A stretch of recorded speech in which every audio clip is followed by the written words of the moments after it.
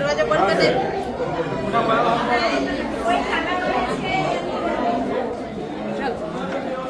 BLO ની કામગીરી કોણ કોણ કરતું છે આમાંથી? હે, બીએલઓ ની કામગીરી કોણ કોણ કરે? શૈલેષ પટેલ છું, નવસારી જિલ્લા કોંગ્રેસ પ્રમુખ. તમે અરજદારો કોણ છે તે અરજદારોની પહેલા ખરાઈ કરો, પછી મતદારોની ખરાઈ કરજો. અરજદારો ખોટા છે, અરજદારો પર ફરિયાદ કરવાની છે, એફઆઈઆર, ને હાથે બીએલઓ નું નામ બી લાગશું ફરિયાદમાં. તમે ખોટી અરજીઓ કેમ સ્વીકારી? જે કોઈ ગુનેગાર જ નથી એને તમે ગુનેગાર બનાવવાના. અને અરજદાર કોણ છે તો તમને ખબર છે? બીએલઓ એ અરજદાર કોણ છે તપાસ કરી?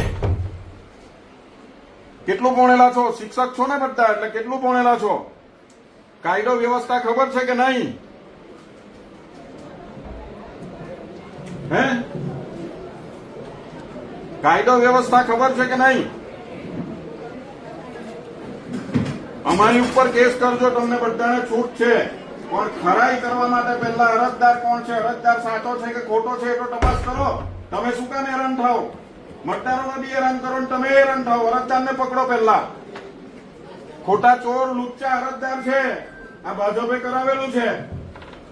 તમે નોકરીઓ કરો બરાબર, પણ ગુલામ છે તમે. ભણી ગણીને જાતે નોકરી મેળવી છે, લોકશાહી દેશ છે. બીએલઓ તરીકે હેરાન શું કામ થાવ તમે? તમે પ્રાંત સાહેબ, કલેક્ટર સાહેબ ને રજૂઆત કરો. કેવો તમે કે આ ખોટી વસ્તુ છે, અમે હેરાન નથી થવા માંગતા. કેમ નથી કહી શકતા કે ડરી ડરીને અમે જ નોકરી કરવાના? કાલે નોકરી બી છોડાવી દે તમારી આ સરકાર.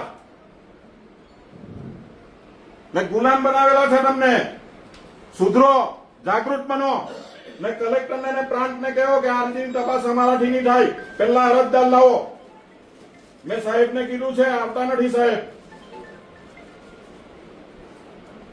સાચી વાત લાગતી હોય ને તો ચર્ચા કરજો શિક્ષકો મળીને. જાગૃત આટલા શિક્ષિત થઈને હું આવી વાત કરો તમે? ને ગુલામ બનવાના હોય ને આ લોકશાહીના દેશમાં તો બની જજો. ગુલામીની બેડી પાછી પહેરી લીધેલી છે તમે બધાએ.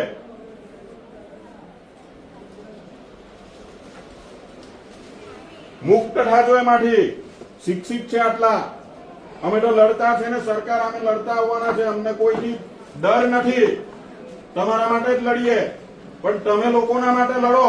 સાચી વાતમાં બોલતા શીખો. નોકરી કરતા છે એટલે ગુલામ નથી તમે. ખોટી અરજીઓ આવે ને ખોટા મતદારોને હેરાન કરવાના. અરજદારો કોણ છે સાહેબ ને કહો, પહેલા અરજદારને બોલાવો.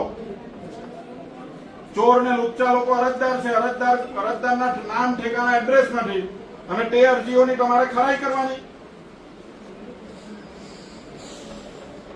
જાગો, બંધ કરો આ બધું હમણાં. અને સાહેબ ને કહેવો છે તાકાત એવી કોઈનામાં બોલવાની કે નોકરીની ગુલામી કરવાના હતી તમે.